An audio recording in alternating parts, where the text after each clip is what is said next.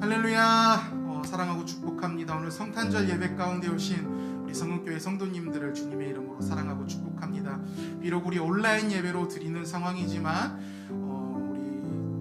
많은 성도님들과 같이 인사할 수 있는 상황은 아니지만 옆에 같이 예배드리는 가족들과 함께 우리 예수나심을 기뻐하면서 이렇게 인사 한번 해보셨으면 좋겠습니다. 우리 크리스마스의 전형적인 인사죠. 메리 크리스마스라고 우리 이 시간 다 같이 인사하고 찬양 시작하도록 하겠습니다. 메리 크리스마스, 메리 크리스마스, 아멘. 오늘 이 시간 예수나심을 우리 기뻐하면서 찬양하는 시간이 되길 원합니다. 우리 죄를 위하여, 우리 인간을 위하여 이 땅 가운데 비천한 인간의 육체를 입으신 그 주님, 이 시간 그 주님을 다 같이 기쁘게 박수 치시면서 찬양하며 나아가는 시간이 되기를 소망합니다.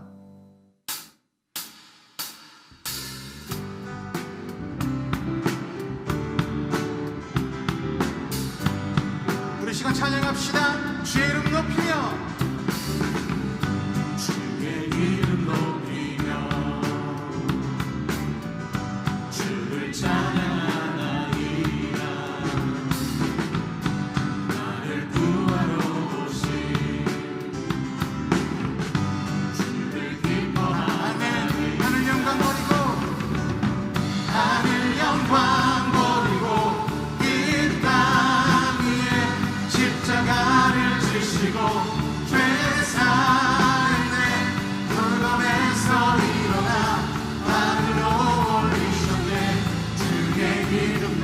다시 한번 주의 이름 높이며 주의 이름 높이며 주님의 이름을 높이며 나아갑니다. 주를 찬양하나이다. 나를 구하러 오신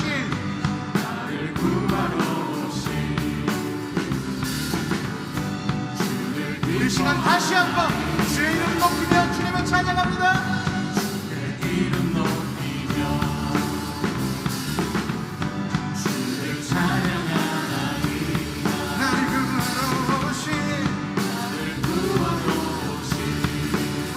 기뻐합시다. 주를 기뻐하나니 아멘. 하늘 영광, 하늘 영광 거리고 이 땅 위에 십자가를 지시고 죄사했네.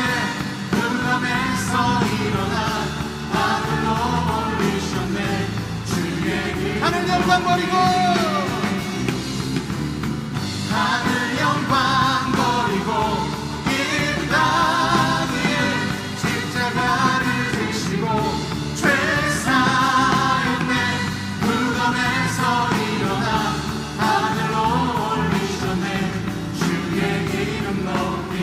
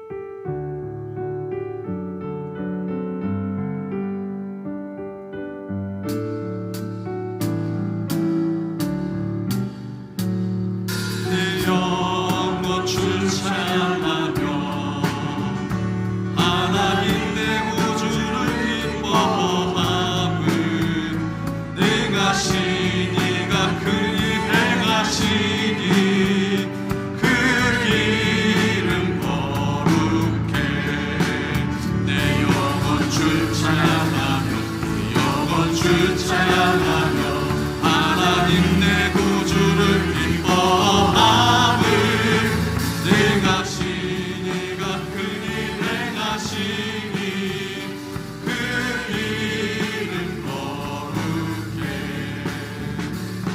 내 영혼 주 찬양하며 하나님 내 구주를 기뻐함을 능하시니가 그리 행하시니 그 이름 거룩해 내 영혼 주 찬양하며 내 영혼 주 찬양하며 하나님 내 구주를 기뻐함을 능하시니가 그리 행하시니 그 이름 내 영혼 주 찬양하며 내 영혼 주 찬양하며 내 영혼 주 찬양하며 하나님 내 구주를 기뻐함을 능하시니가 그리 행하시니 그 이름 거룩해.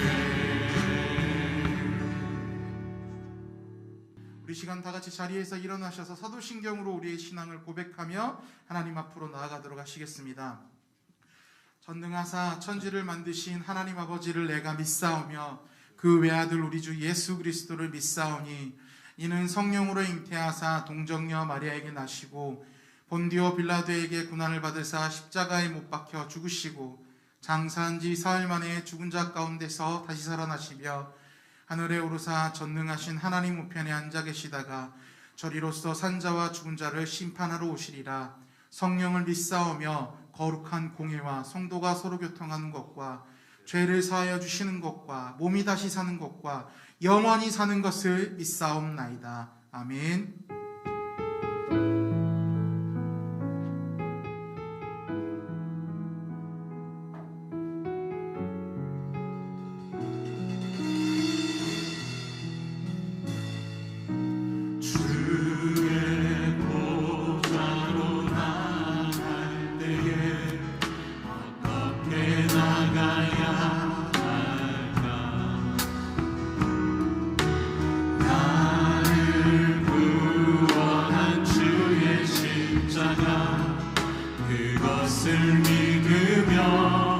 주의 보좌로 나아갈 때에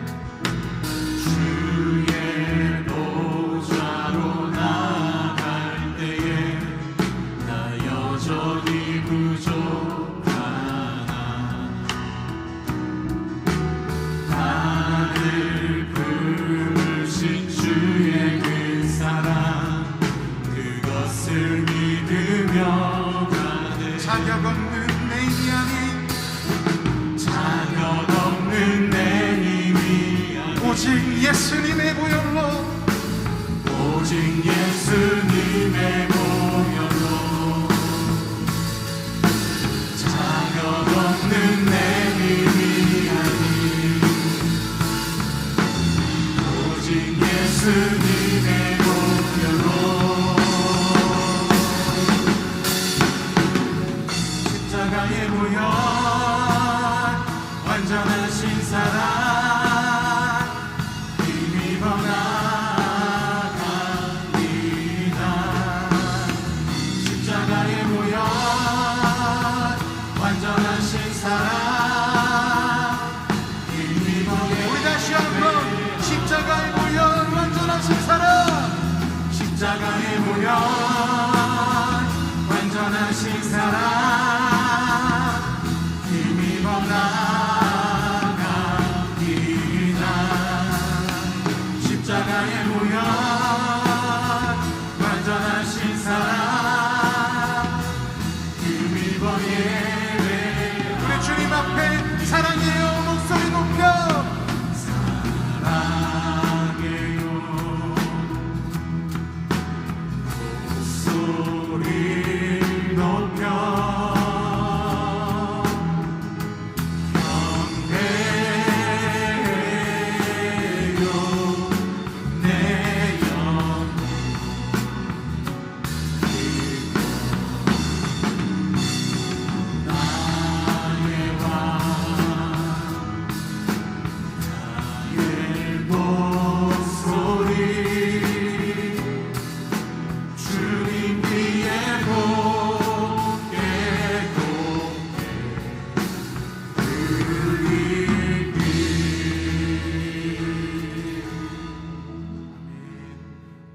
자리에 앉으셔서 다 같이 예배를 위하여 기도하면서 나아가도록 하시겠습니다.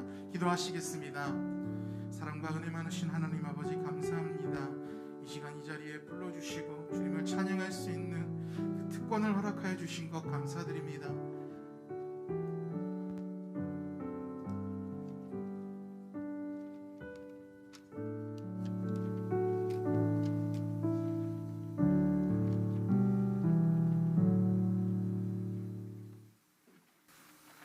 살아계신 하나님 아버지, 우리를 위해 인간의 몸으로 이 땅에 오신 예수님을 찬양합니다. 우리에게 성탄의 기쁨을 나눌 수 있게 하여 주심을 다시 한번 주님 앞에 찬양과 영광을 돌립니다. 구세주에 경배할 수 있게 하여 주심을, 복된 은혜를 나눌 수 있도록 하여 주심을 이 자리를 빌어 다시 한번 주님 앞에 감사를 드립니다. 귀한 이 시간에 우리들의 마음과 정성으로 감사와 경배하는 우리 예배가 될 수 있도록 주님 음양하여 주시옵소서. 동방의 박사들이 주님의 탄생을 고대하며 기다렸던 것처럼 오늘 이 예배에 모인 우리 모두가 주님의 임재하는 예배가 되는 사모하는 시간이 될 수 있도록, 그 사모의 시간을 맛볼 수 있는 우리들이 될 수 있도록 간절히 소망합니다. 함금과 유황과 몰약을 준비하여 헌신하였던 동방의 박사들처럼 우리들도 우리의 가진 모든 것을 주님께 헌신하기를 간절히 원합니다. 하나님, 교회와 성도를 위해 간절히 기도합니다. 코로나로 인해 어려워진 경제, 코로나로 인해 불행해진 우리 교우들을 위로하여 주시고, 영육간의 연약함으로 인해 어려움을 겪고 있는 성도들에게 주님의 섭리 가운데 그 모든 일들이 잘 해결될 수 있도록 주님 저희들에게 은혜 내려 주시기를 간절히 소망합니다. 오늘 이 시간에 죄악에 물들었던 저희들을 심령의 새로움의 말씀으로 채워주시고, 주님이 우리의 삶에 날마다 좋은 결실을 맺게 할 수 있도록 지혜를 더하여 주시옵소서. 낮고 천한 이 땅에 오셔서 죄인을 부르시기 위해 주님께서 오신 것을 다시 한번 고백합니다. 그리고 자녀 삼아 주시고 주님을 찬양할 수 있도록 하여 주심을 감사드립니다. 모든 세대에게 축복하여 주시옵소서. 바른 신앙과 믿음을 가지고 건강하게 지낼 수 있도록 은혜 베풀어 주시기를 소망합니다. 예배를 위해 헌신하는 모든 분들과 함께하여 주시옵소서. 오늘 말씀을 전한 우리 목사님, 성령의 능력을 더하여 주셔서 지혜와 명철이 더하는 목사님이 될 수 있도록 주님 도와 주시옵소서. 아기 예수 탄생을 축복하며 하늘의 영광, 땅에는 평화를 사모하는 성도들 위해 이 시간 성령의 임재하심이 응답하여 주시기를 간절히 소원하며 감사하며 예수님의 이름으로 기도했습니다. 아멘.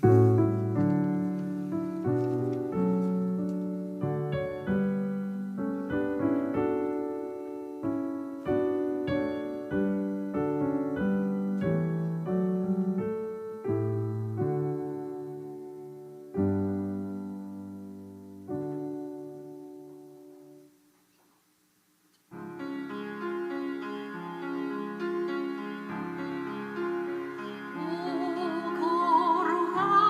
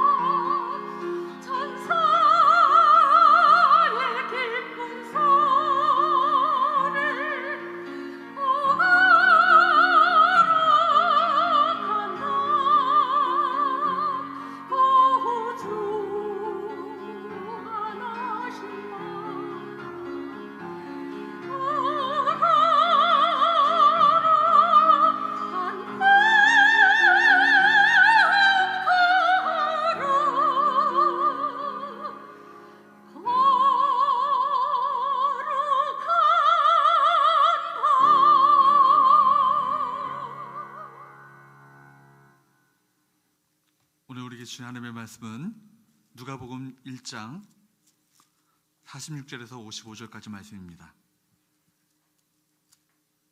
마리아가 이르되 내 영혼이 주를 찬양하며 내 마음이 하나님 내 구주를 기뻐하였음은 그의 여종의 비천함을 돌보셨음이라.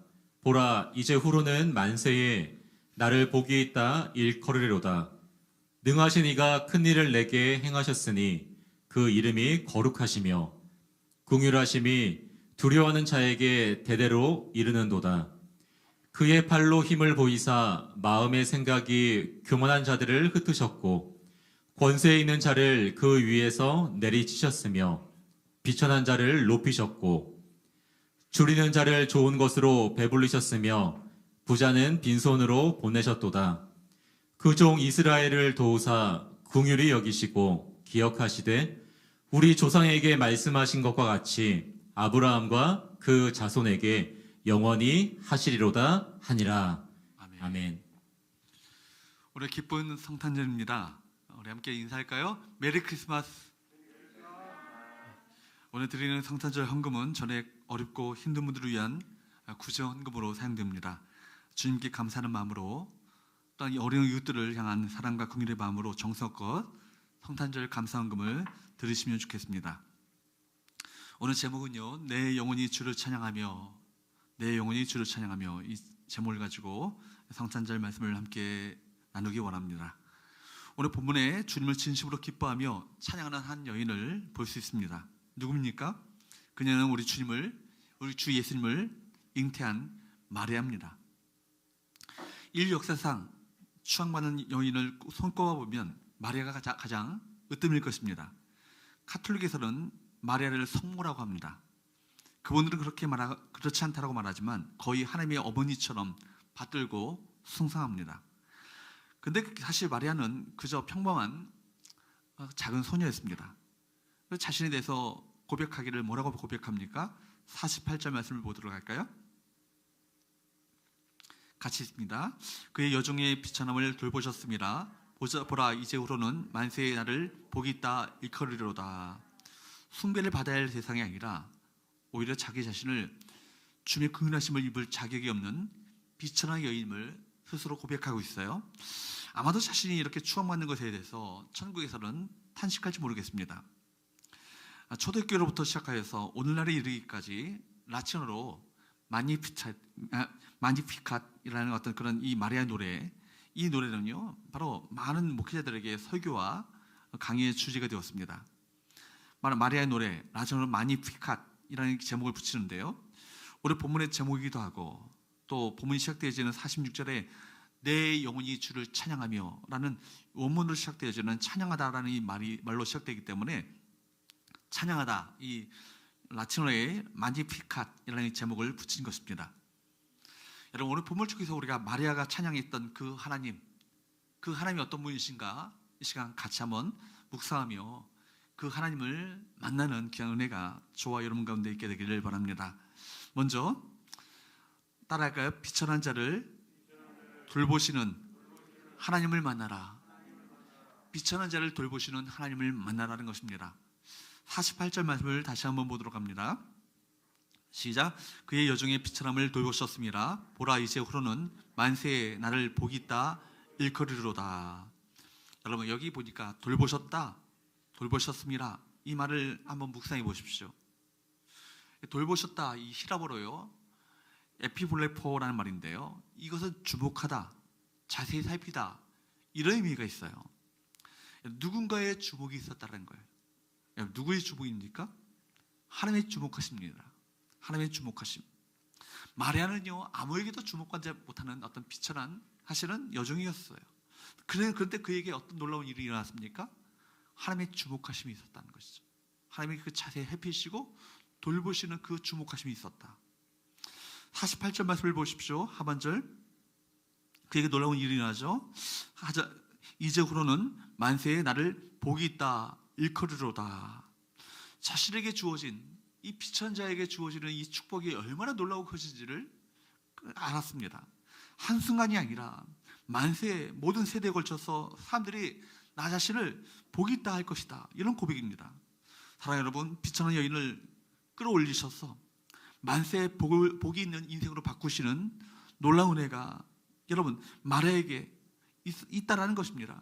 대반전의 드라마, 역전 드라마 아니겠어요? 우리 하나님은요, 성경의 그 하나님은요, 우리에게 반전의 드라마를 쓰시는 하나님이세요. 역전 드라마를 쓰시고 낮춘 자를 높이시며 놀라운 하나님의 영광을 그에게 부여하시는 놀라운 하나님이십니다. 성경의 모든 스토리 안에는요, 이 반전의 드라마가 다 있어요.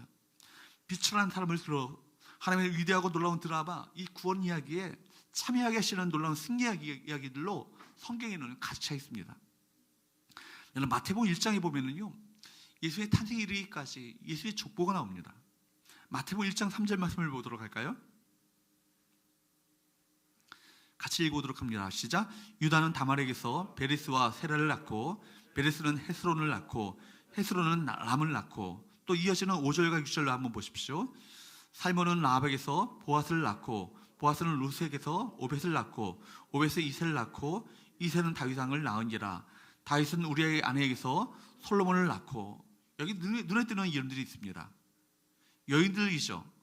어떤 이름이 나옵니까? 다말이 나오죠. 다말. 또 누가 나와요? 라합이 나와요. 또 누가 나와요? 루시 나와요.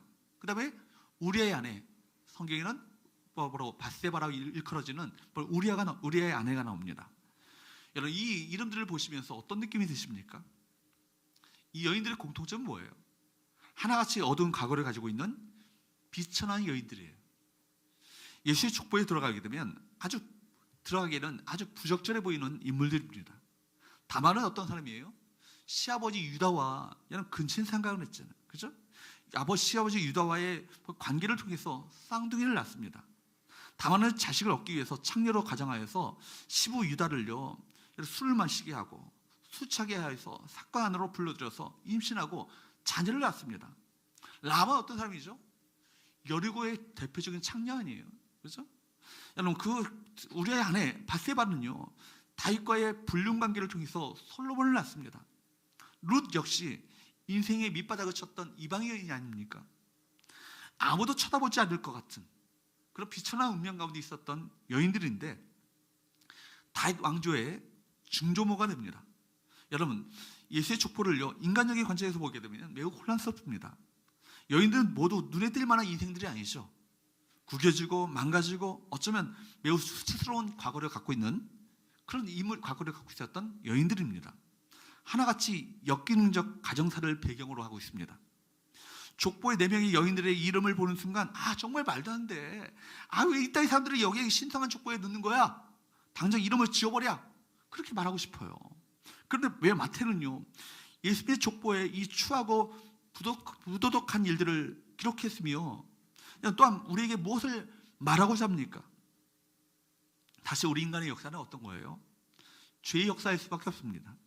아무리 역사가들이 한 나라의 지난 역사들을 미화해서 아름다운 이야기들로 소개하고 있다 할지라도 그 속에는요, 반드시 다말의 이야기가 있고요, 라합의 이야기가 있고 바세바의 이야기가 있습니다. 한 나라의 역사만이 아니라 우리 개인의 이력들도 마찬가지예요. 다 겉모습을 볼 때는 그렇게 보이고 다 그렇게 보이지만 그 내면에는 다 추하고 더럽게 짝이 없는 그 내면의 과거의 이야기들이 다 우리 안에 있습니다. 우리 지난날에 한번 돌아보십시오. 거기에는 다말의 이야기, 라합과 룻의 이야기, 바세바의 이야기가 들어있지 않습니까? 중요한 것은요, 이런 죄악의 역사 한가운데 하나님께서 누굴 보내셔요? 이 구원자 그리스도 예수를요 보내셨다라는 거예요. 그렇기 때문에 이것은요, 사람의 이성과 사람의 이해로 여러분 이해가 되지 않는 것입니다. 설명이 되지 않는 거예요. 뭐예요? 오직 하나님의 은혜다. 그죠? 은혜라는 게 뭐라고요? 받을 자격이 없는 자들에게 베푸시는 하나님의 호의 아니에요? 다 한결같이 받을 자격이 없는 자들입니다. 비천한 자들입니다. 그러나 예수의 탄생을 어떤 그런 족보에 기록되어지는 아름다운 인물들로 그 인생들이 바뀌어지는 놀라운 역사가 나타나게 됐다라는 거예요. 여러분 보십시오. 바로 마태는 이 예수의 족보 이야기를 통해서 우리에게 이 하나님의 은혜를 말하고자 하는 거예요. 우리가 다 자격이 없어요. 자격이 없는 자들인데 하나님의 백성의 어디 카테고리 안에 우리를 불러오시고 우리 하나님의 자녀로 삼으셨다는 것, 이 자체가 놀라운 은혜라는 거예요. 여러분, 한 사람 한 사람, 저 또한 마찬가지죠. 감히 우리가 하나님의 자녀가 될 자격이 있는 자들입니까? 그렇지 않죠. 우리는 다말이었고 라합이었고 여러분 밧세바였고 룻이었습니다. 여러분 바로 마태는 이 말씀을 통해서 예수의 족보를 한번 보라는 거예요. 거기에는 도덕적인 아웃사이더도 있고 가늠과 매춘을 저질렀던 남녀가 있다. 여자만이 아니라 사실 남자 조상들인 유다와 다윗도 도덕적으로 실패자였다. 모세의 율법에 따르면 이런 사람들은 하나님의 존전에 감히 나갈 수 없는 실패자였다. 그런데도 이들 모두는 바로 인류의 구원자 되시는 예수님의 조상이었다. 여러분 이걸 말하고 있는 거예요. 무슨 의미입니까? 어떤 죄를 지은 사람이라 할지라도 설령 그 사람이 도덕적인 실패자이고 정말 인종적인 아웃사이더라 할지라도 하나님의 은혜는 그들을 하나님의 가족으로 받아들인다는 사실 아니겠어요? 이 메시지를 우리 모두에게 주고 있는 건 아니겠습니까? 혈통이나 과거의 상처가 어떠하든지 상관이 없습니다. 회개하고 그분을 믿으면 예수 그리스도의 이 놀라운 은혜가 그 사람의 죄를 덮고 그 사람과 연합시킬 수 있습니다. 여러분 우리 성경을 우리가 들여다보면 이 놀라운 하나님의 강력한 구원의 의도를 알 수 있습니다. 여인들이 이 이름들을 보면서 놀라게 되는 것 같이 우리 삶이 마찬가지로 깜짝 놀라는 일들이 일어납니다. 복음은 그늘진 인생에서 빛으로 들어가게 하시고 아무리 무너진 인생도 다시 일으켜 세웁니다. 수치로 가득했던 인생, 빛의 인생을요 영광스러운 인생으로 바꾸어놓는 이것이 누구의 역사예요? 하나님의 구원 역사예요. 여러분 우리가 다 그런 신분의 변화가 어둠에서 빛으로 여러분 사망에서 생명으로 옮겨진 자들 아닙니까? 죄와 허물로 죽었던 우리들 아니에요? 그러나 이 놀라운 하나님의 자녀가 되어지는 어마어마한 이 온 우주에 창조주신 그분을 향해서 아빠라고 고백할 수 있는 당당한 이 권리와 특권을 우리 모두에게 허락하셨다는 것은요 아무리 생각해봐도 믿기지 않는 놀라운 은혜인 거예요. 여러분 예수 그리스도는 흠투성이고 여러분 죄악투성이고 얼룩지고 그런 인생들 울고 있는 인생들을요 은혜 식탁에 둘러앉아 앉게 하시고 그들의 생명줄이 되어주신 것입니다. 그래서 예수님의 족보 이야기는 우리에게 감동을 줍니다. 그러므로 이 4명의 여인과 마리아는요 구원사에서 빠지면 안 될 가장 중요한 존재들이에요. 사실 마리아도 어떤 존재예요? 미혼모 아니에요? 미혼모. 그렇죠? 여기 마리아는 자신을 뭐라고 고백합니까? 3인칭 여종으로 표현했습니다. 여기서 종이라는 것은요 노예라는 것이죠. 노예. 그저 주인 하라면 예 하고 해야 하는 그런 자라는 것입니다.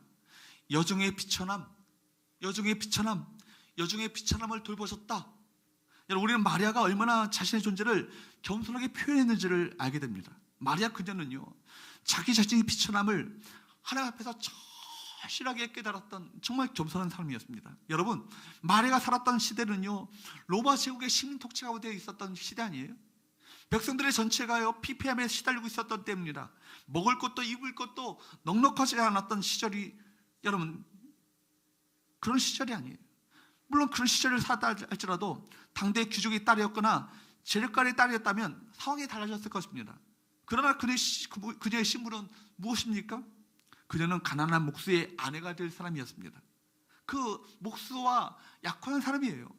그 당시에 목수라는 직업은요 변변치 않은 직업이에요. 지금은 기술자지만 그 당시에 목수는요 변변치 않은 직업이었습니다. 만약에 당시에 목수가 큰 목공소를 차려놓고 나무로 물건을 만들어서 팔았다면 그렇게 가난한 집안은 아니었을 것입니다. 그러나 당시에 대부분의 목수들은요 일정한 자기의 일터를 소유하고 있는 사람들이 아니었습니다.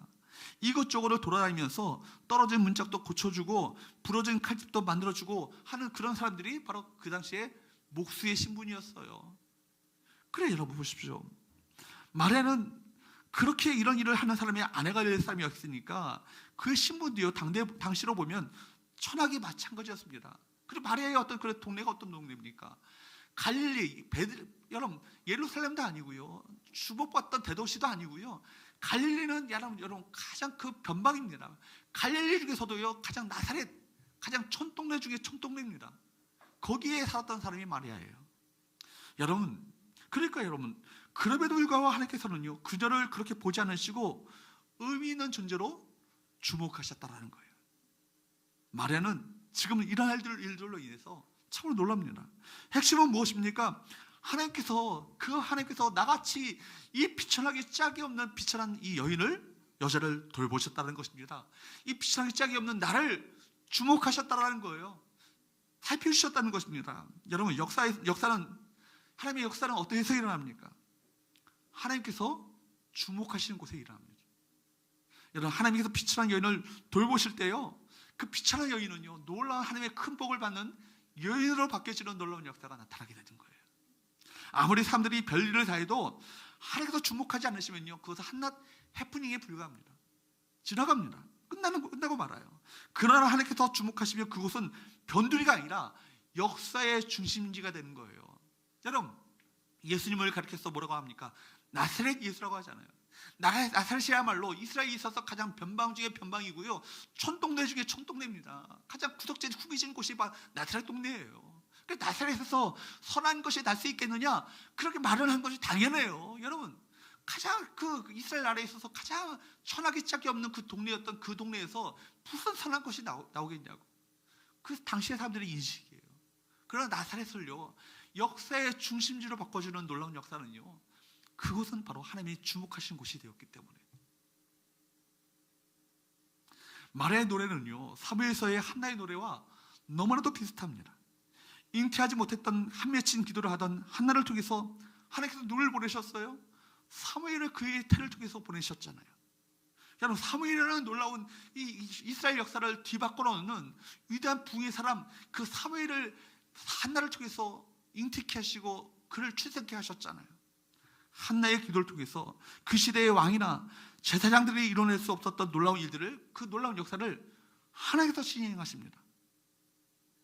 여러분, 복음은 무엇입니까? 복음은 누구에게 필요한 것입니까? 이런 비천한 자들에게 필요한 것이 바로 복음 아니겠어요? 스스로 잘났다고 여기는 자들에게는요, 복음이 필요하지 않습니다. 세상에 한 번도 주목받지 못했던 사람들에게 이 복음이 필요한 것입니다. 예수님께서는요, 동생애 동안 세리와 창녀들, 그 당시의 변두리 인생들에게 누구도 쳐다보지 않고 관심 갖지 않고 정말 그것을 무시해버렸던 그 멸시받는 인생들에게 찾아가셨어요. 그리고 그들의 친구가 되어주셨어요. 세상에서 내쫓긴 자들을 주님께서 친히 친구로 삼아주셔서 그들과 함께 잔치를 벌이셨습니다. 왜요? 그들에게 정말로 누가 필요해요? 주님이 필요했기 때문입니다. 우리가 아무리 망가지고 떼어지고 정말 상하고 수치스러운 인생의 배경을 갖고 있다 할지라도 그것 자체가 우리 인생을 불행하게 만드는 것이 아니에요.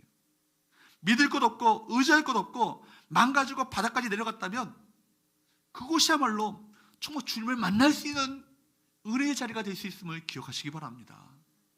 사랑하는 여러분, 예수 그리스도를 만나면 우리 연약함과 우리 과거, 여러분, 우리의 모든 깨어진 것은요, 문제가 되지 않아요.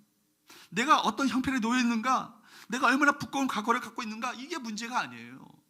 예수 그리스도가 우리에게 찾아오시면, 하나님께서 우리를 주목하시면, 우리를 살펴주시면, 우리를 돌보아 주시면 내 인생은 비천함에서 만세의 복을 받게 되시는 엄청난 은총을 받는 놀라운 인생이 될 줄로 믿습니다.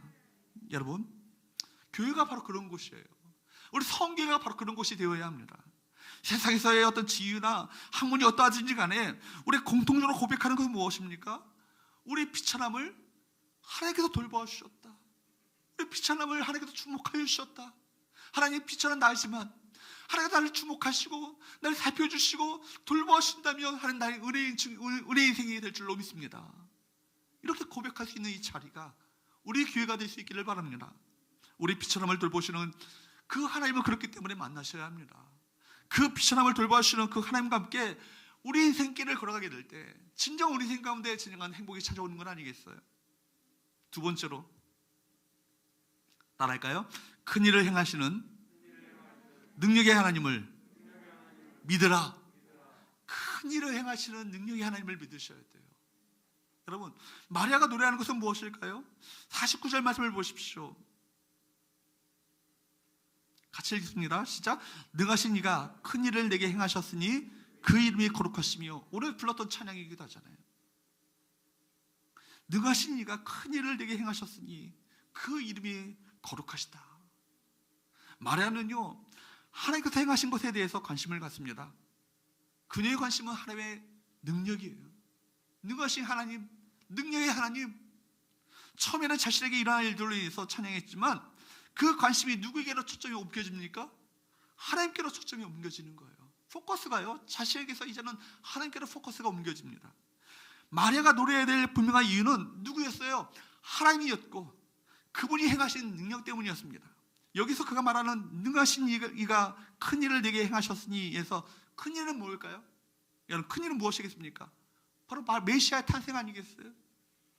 자신의 배를 통해서, 자신의 이 배를 통해서 예수가 태어나실 것을 노래하는 것입니다. 여러분, 마리아의 이 노래는요, 우리에게 큰 충격을 가져다 줍니다. 왜냐하면 마리아는 어떤 사람이었어요? 여러분, 남자와 관계를 가진 사람이 아니잖아요.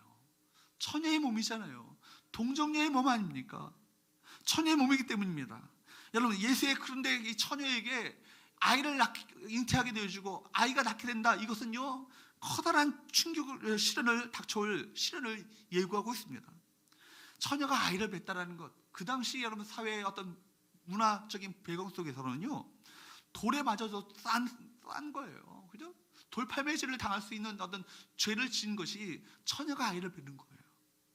그러나 하나님의 구원의 역사는요, 이런 위험해 보이는 상황 속에서도 말씀대로 믿고 주님을 찬양하는 한 소녀를 통해서 놀랍게 이 구원의 역사가 이루어지게 됩니다.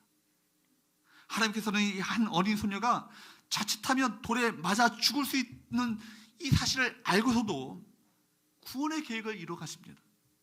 마리아는 처음 천사를 통해서 예수의 그 수태고지를 받았을 때 매우 당황하고 놀랍니다. 누가복음 1장 34절 말씀을 한번 보도록 합니다. 같이 한번 읽어보도록 할까요? 시작. 마리아가 천사에게 말하되 나는 남자를 알지 못하니 어찌 일이 있으리이까?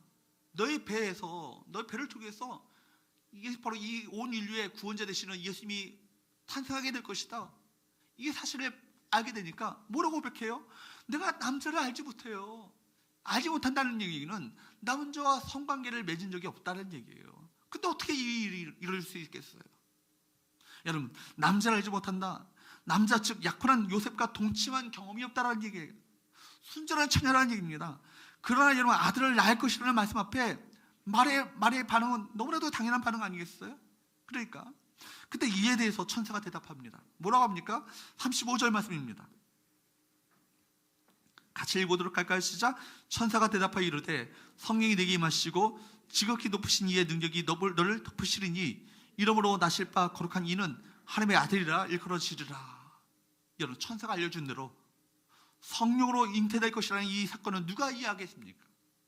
하나님의 크신 일은요, 인간의 이성의 범주를요 훨씬 더 뛰어넘는 거예요. 하나님께서 인간이 되시다는 것, 그것도 바로 남자와 한 번도 동침해 본 적이 없는 소녀의 배를 통해서 지금 이 땅 가운데 오신다는 것, 이 자체가 신비 그 자체 아니겠어요? 인간의 이해를, 이성을 뛰어넘는 놀라운 하나님의 역사 아니겠습니까? 정말 마리아 입장에서는요, 받아들이기 참으로 어려운 이야기예요. 믿겨지지 않는 얘기죠. 있을 수 없는 얘기 아니겠습니까? 그러나 천사의 이야기는 계속됩니다. 누가복음 1장 37절 시작. 대저 하나님의 모든 말씀은 능하지 못하심이 없느니라. 여러분, 대저 하나님의 모든 말씀은 능하지 못하심이 없느니라. 인간의 능력을 뛰어넘는다는 얘기죠. 초월적인 하나님의 일을 할지라도 하나님의 말씀대로 그 말씀은 반드시 이루어지게 된다는 얘기 아니겠습니까? 이것이 성령의 음성이었어요. 마침내 마리아가 반응합니다. 1장 38절 말씀에 보니까 뭐라고 고백합니까? 시작. 마리아가 이르되 주여 여종이오니 말씀대로 내게 이루어지이다 하며 천사가 떠나가니라. 참으로 놀라운 반응이에요. 이 말씀 앞에서 참으로 저는 충격을 받습니다. 마리아가 이 모든 사실을 이해한 게 아니에요. 이성으로 납득이 되어서 이것을 믿은 게 아니에요. 또 아직 이루어진 것도 아무것도 없지만 그런 믿음을 가지고 고백합니다. 믿음으로 고백하는 거예요. 이해돼서 믿는 것이 아니라 믿기 때문에 이해하는 거 아니겠어요? 그렇습니다. 믿음은요, 이해하고 믿는 게 아니에요. 우리가 이해되지 않는다 할지라도 하나님께서 하시는 일을 그대로 받아들이는 것이 바로 믿음 아니겠습니까? 말씀에 기록된 대로 그대로 믿는 것입니다. 말씀하셨기에 그대로 이루어질 것을 믿습니다. 말씀하신 대로 그대로 내 삶 가운데 이루어질 것을 저는 믿습니다. 하나님께는 능치 못하실 일이 없기 때문입니다. 그렇다면 여러분, 이 동정녀 탄생, 우리는 이성적으로 참 믿겨지기 어려운 일이고, 그렇기 때문에 많은 자유주의자들은 이 사실을 오히려 이것을 신비라고 신화라고 치부하지만, 그러나 이 사실 아무것도 아닌 거예요. 하나님 앞에서는요 아무것도 아닌 일이 아니겠습니까? 큰 일을 행하시는 능력의 하나님은요 못하실 일이 전혀 없어요.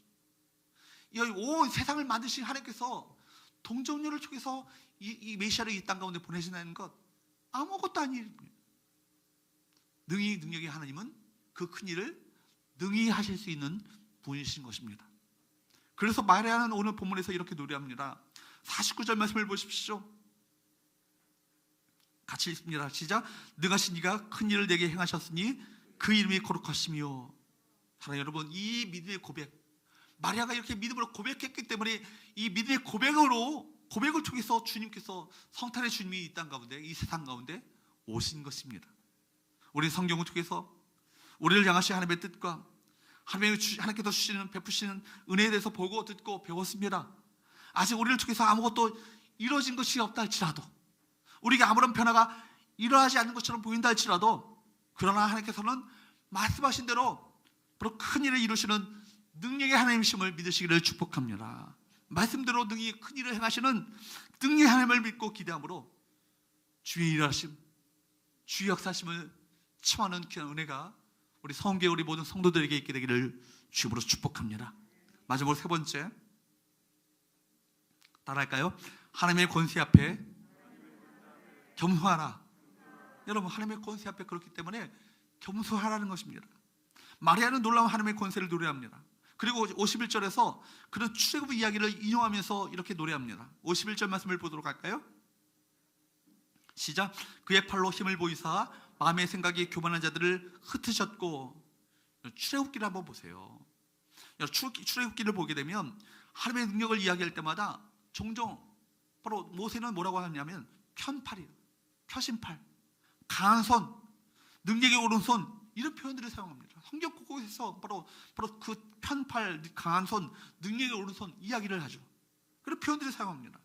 이 말은요 아무도 정할 수 없는 절대적인 하나님의 권세, 절대적인 하나님의 힘과 능력을 상징하는 것입니다. 마리아는 과거의 역사를 그냥 단순하게 해석하는 것이 아니에요. 온 세상에 참된 왕이 되시는 예수 그리스도의 오심으로 말미암아 일어나게 될 예언적 성격들을 표현하고 있는 것입니다. 52절 말씀을 보십시오. 시작. 권세 있는 자를 그 위에서 내리시셨으며 비천한 자를 높이셨고, 비천하고 낮은 자를 높이시고 높아진 자를 어떻게 해요? 끌어내리시고 낮추시는 거예요. 여러분, 교만한 자를 흩으셨다는 표현을 씁니다.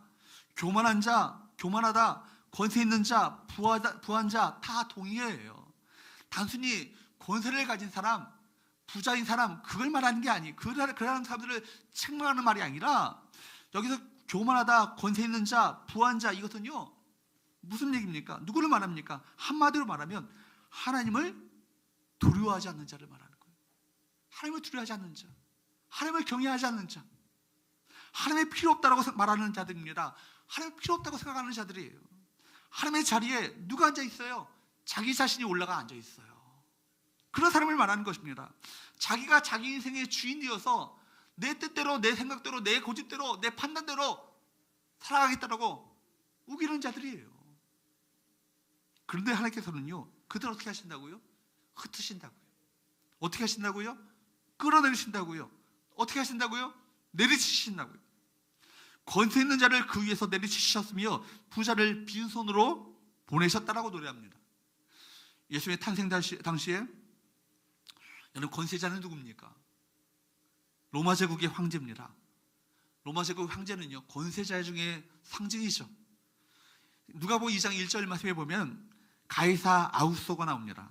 가이사 아우소. 아우구스투스죠. 역사적으로 보면 아우구스투스. 그 사람은요 로마의 권력의 정점에 앉아 있는 황제입니다. 여러분, 그는 당시에 지중해 연안 전반에 팍스 로마나 로마의 평화를 선포하고요, 로마의 평화를 가져오는 메시아로 많은 사람들이 다 그 당시에 모든 백성들이 추앙하고 있었던 사람이 바로 가이사 아우구스토예요. 그야말로 로마의 황제는요 평화의 황제, 평화의 왕처럼 여겨졌습니다. 물론 그것은 거짓이었지만 사람들이 그렇게 믿고 그렇게 고백했어요.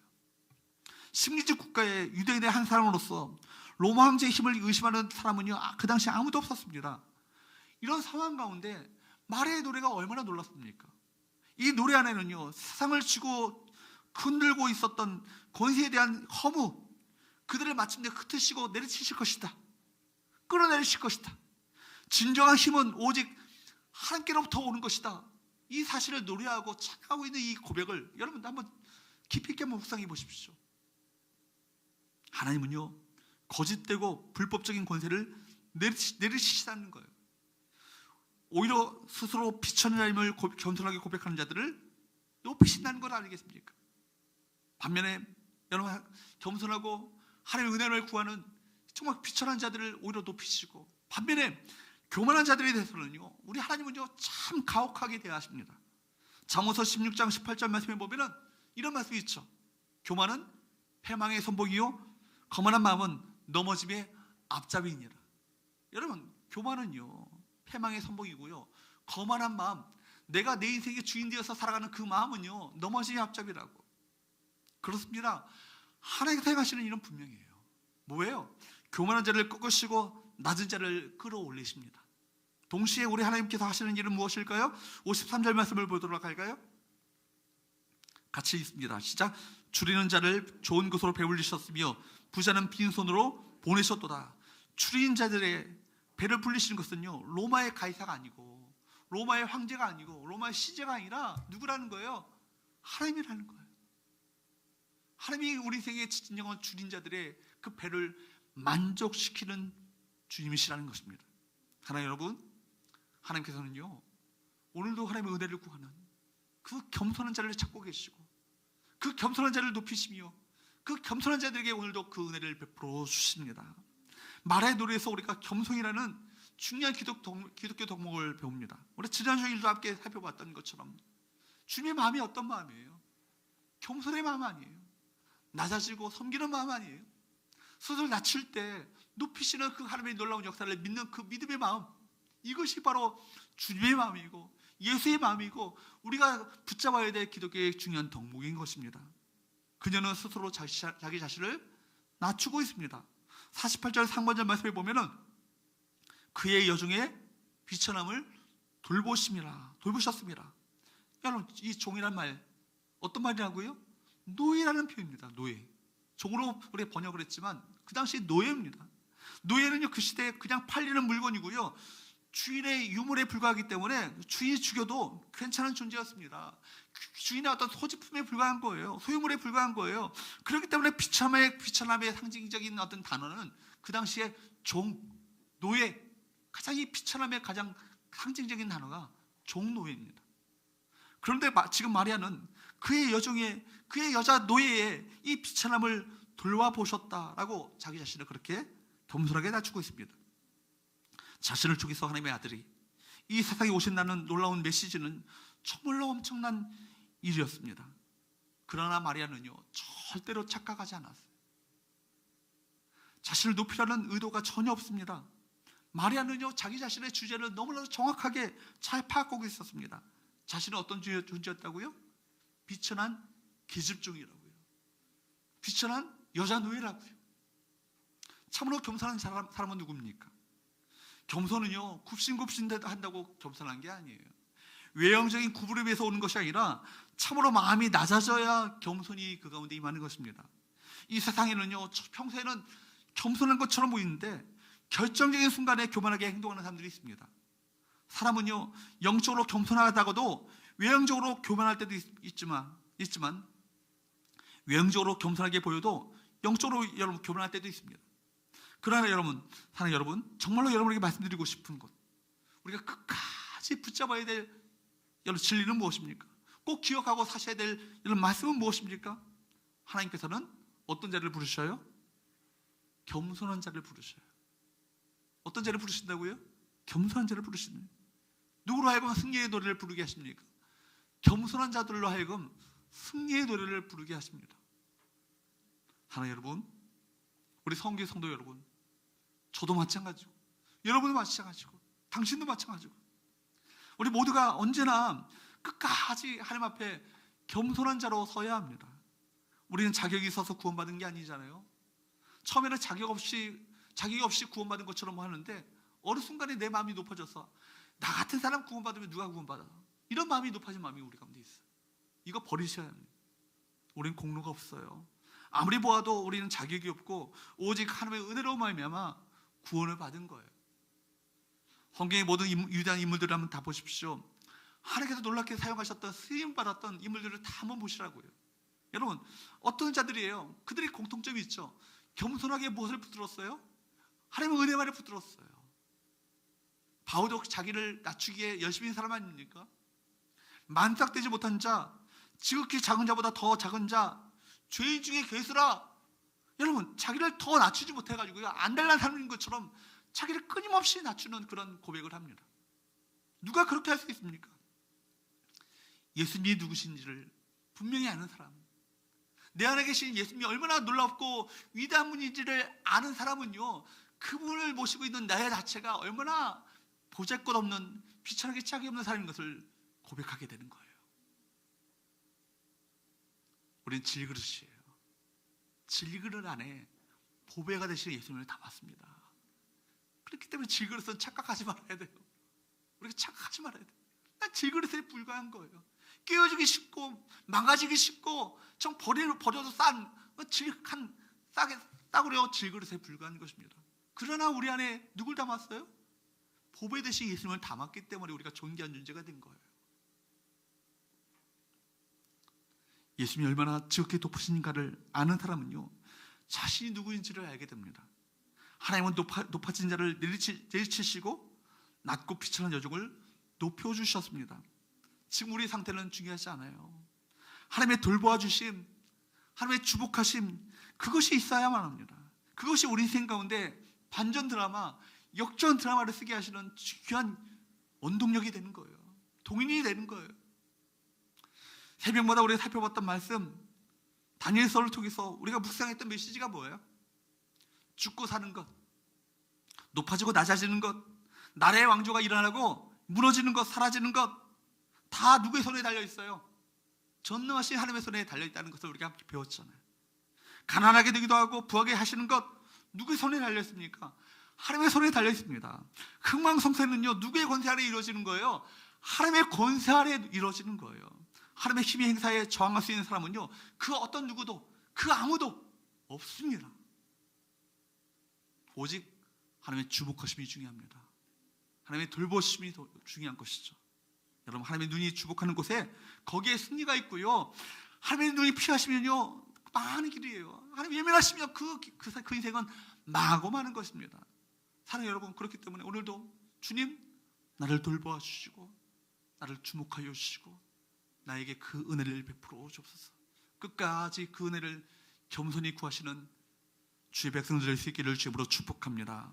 하나님께서는 비천한 여종을 들으셔서 위대한 하나님의 구원 역사를 이루셨던 것처럼 오늘 우리 삶에도 그런 놀라운 은혜가 임하기를 주님으로 축원합니다. 48절 말씀을 볼까요? 같이 있습니다. 시작. 그의 여종의 비천함을 돌보셨습니다. 보라, 이제 후로는 만세에 나를 복이 있다 일컬으리로다. 우리 인생, 우리 신분의 상승, 우리 출세, 우리 성공, 그 모든 것이 누구의 손에 달려 있어요? 하나님의 손에 달려 있는 거예요. 더 중요한 것은요, 우리가 높고 높아지고 낮아지고 이게 문제가 아니라요, 하나님께서 영원히 내 인생을 통해서 영광을 받으시는 거예요. 그렇죠? 하나님의 영광을 받으시는 거, 이것이 우리 인생의 궁극적인 목적이 되어야 되지 않겠습니까?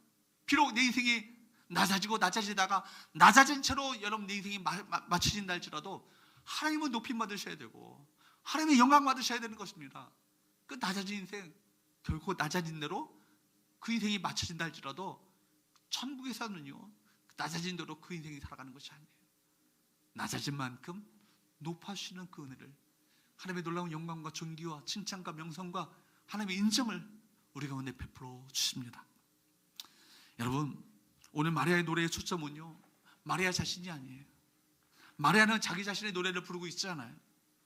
하나님의 노래를 부르게 하셨고 또 그 노래의 주제는 하나님이 되시고 그분께서 행하신 큰 일을 그가 찬양하고 노래하고 있습니다. 46절 47절 다시 한번 보도록 합니다. 시작. 마리아가 이르되 내 영혼이 주를 찬양하며 내 마음이 하나님 내 구주를 기뻐하였으면 내 영혼이 주를 찬양하며 내 마음이 하나님 내 구주를 기뻐하였으면. 사랑하는 여러분, 노래는 내가 지은 노래가 아니고 바로 이 노래는 하나님께서 부르게 하시는 노래인 거예요. 여러분 인생의 노래도 마찬가지예요. 내 인생을 내 노래가 내가 부르는 것이 아니라 여러분 인생 가운데 행하신 놀라운 역사들을 우리가 알기에 그분께서 행하시는 일들을 노래하며 찬양하는 건 아니겠어요? 우리 기쁨은요, 그렇기 때문에 상황이 아니에요. 우리 기쁨은 우리 환경에서 오는 게 아니에요. 우리가 처해 있는 내 위치 때문에 내 기쁨이 오는 게 아니에요. 내 구원자 하나님, 그분이 바로 내 인생의 진정한 기쁨이 되어야 될 줄로 믿습니다. 2021년 표가 뭐예요? 하나님을 기뻐하라요. 내 환경을 기뻐하라, 상황을 기뻐하라, 내 모든 위치를 기뻐하라, 내 삶의 터전을 기뻐하라, 내게 주어진 이것 때문에 기뻐하라, 내게 주어진 이 건강 때문에 기뻐하라. 이게 아니잖아요. 뭐예요? 하나님을 기뻐하는 거예요. 그죠? 이것이 하박국 선지자의 고백 아니에요. 아무것도 없다 할지라도, 모두 다 빼앗기고 상실됐다 할지라도 우리에게는 누가 있어요? 역전 드라마를 쓰게 하실 하나님, 반전 드라마를 쓰게 하실 그 하나님이 나와 함께 계시니까 아무 걱정할 거 없는 거예요. 그죠?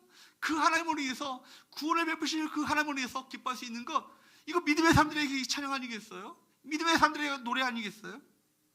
비천한 인생을 끌어올리셔서 하나님의 위대한 이 일에 동참하게 하시고 이 구원 역사의 주인으로 삼으신, 주연으로 삼으신, 주인공으로 삼으신 그 하나님을 노래하는 이 말의 노래가 여러분의 입술 가운데, 저의 입술 가운데, 우리의 입술 가운데 터져 나와야 될 줄로 믿습니다. 사랑하는 여러분, 우리 비천함을 들어올리시는 그 우리 주 하나님을 찬양하시고 내 구주가 되시는 하나님을 기뻐하시기를 주님으로 축복합니다. 아무리 낮고 비참하고 깨어지고 망가졌다 할지라도 여러분, 하나님께서 주목하시고 돌보시면 반전 드라마가 여러분 인생 가운데 펼쳐지게 될 줄로 믿습니다.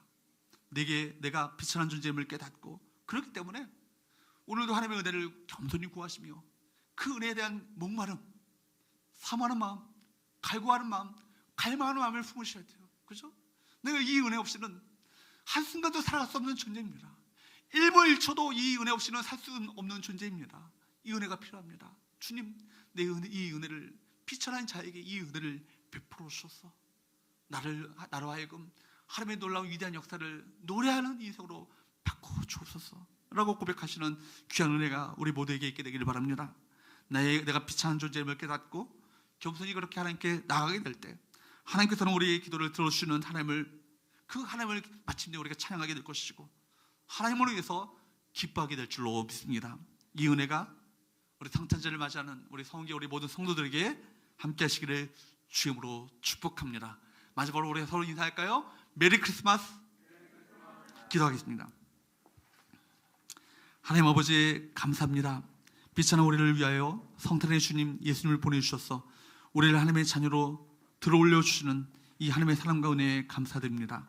일평생 이 은혜를 베푸신 하나님을 찬양하며 구원의 주님을 기뻐하게 하여 주시옵소서. 성탄의 주님으로 오신 예수님의 거룩하신 이름으로 기도하옵나이다. 아멘. 찬송가 112장 부르시면서 준비하신 예물 우리 성탄 헌금 주 앞에 드리도록 하겠습니다.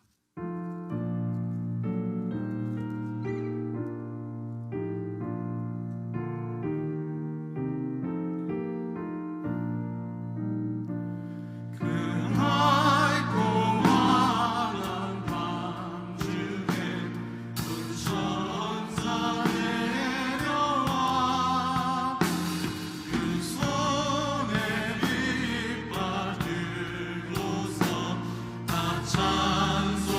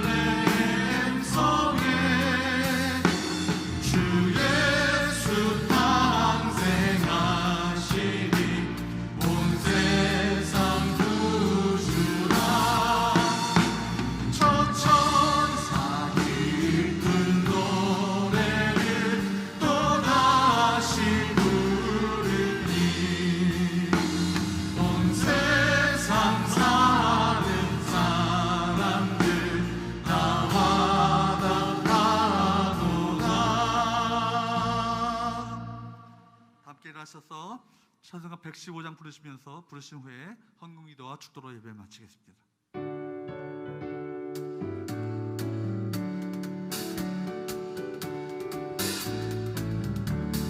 기쁘다 구주 오셨네 밤내성 맞으라 온 교회여 다 일어나 다 찬양하여라 다 찬양하여라 다 찬양하여라 구세주 탄생했으니 다 찬양하여라 이 세상에 만물들아 다 화답하여라 다 화답하여라 다 화답하여라 온 세상 죄를 사하려 주 예수 오셨네 죄와 슬픔 몰아내고 나 구원하시네 나 구원하시네 나 구원하시네 은혜와 진리 되신 주나 주관하시니 만국 백성 구주 앞에 나 경배하여라 나 경배하여라 나